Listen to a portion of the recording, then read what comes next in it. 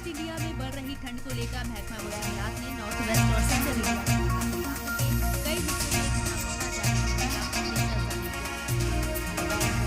अगले 2 दिन तक ईस्ट इंडिया में ठंड रहने का इम्कान है। महकमा मौसमियात ने अगले 2 दिन में पंजाब, हरियाणा, उत्तर प्रदेश और नॉर्थ राजस्थान के कुछ हिस्सों में ठंड पड़ने का अंदेशा जाहिर किया है।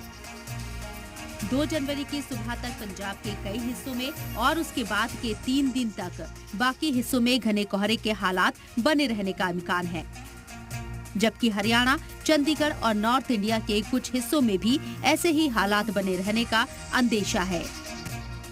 2 जनवरी की सुबह तक उत्तर प्रदेश और अगले 2 से 3 दिन के लिए अलग अलग इलाकों में कोहरा छाने का अनुमान जताया गया है।